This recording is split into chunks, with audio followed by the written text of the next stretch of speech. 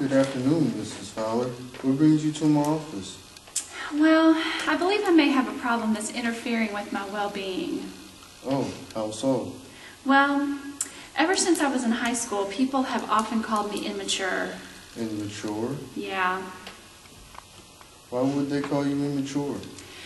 I guess because I'm always laughing when nobody else is, and it makes me feel kind of out of place. Sometimes people around me would respectfully say something about it, and even though I keep what they say in mind, I always manage to do it again. It's confusing me because in one instance, something can be funny and everyone gets a kick out of it, but in another instance, I would find myself the only one filled with laughter while everyone else has a straight face, even though what made me laugh to begin with was the same thing that made us all laugh before. Everyone else would be straight-faced? Yeah, and it would throw me off. It's like I'm not on the same page as everyone else. At work, people would joke around and stuff, keep the work entertainment or environment lively, and I would just try to contribute, but it always would backfire.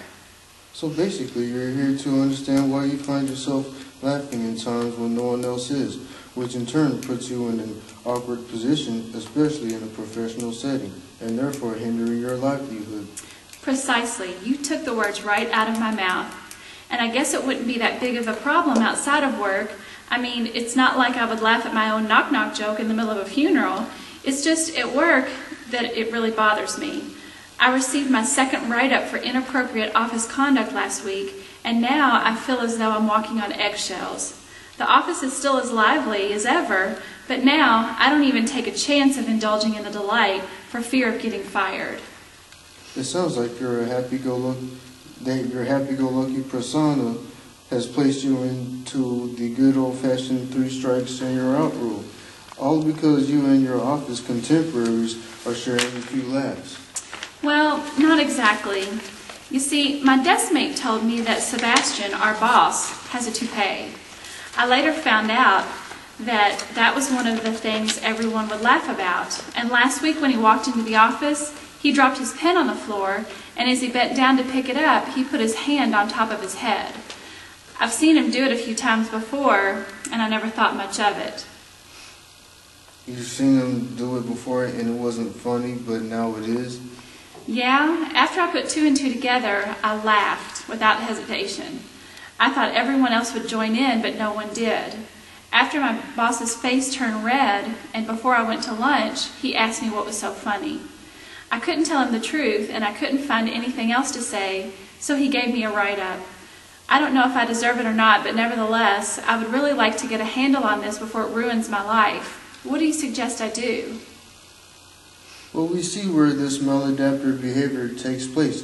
Let us explore how laughing at inappropriate times came to be so. What kinds of things do you find funny?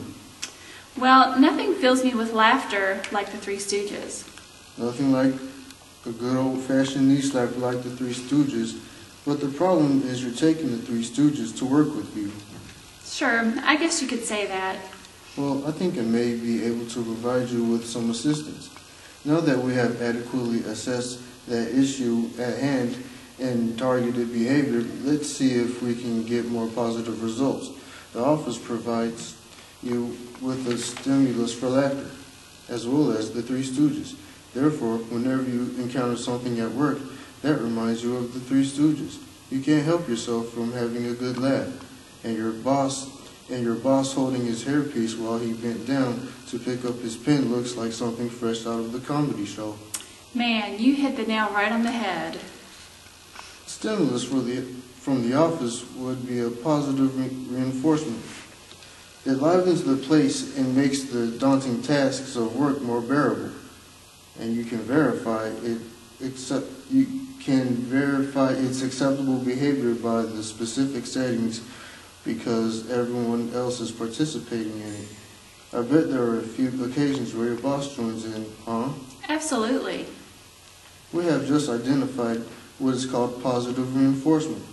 It is something that you would like to encounter more often. Now let's explore the flip side of the scenario, shall we? Do proceed. On the other hand, the Three Stooges presents itself as a negative reinforcement because you are intertwining the over-the-top antics of the show to the more subtle and realistic atmosphere of work. The results are negative because continuation of this behavior can lead to a loss of job as a consequence. How do you think this issue can be resolved? By understanding that it's okay to laugh, but that there are times when it's acceptable.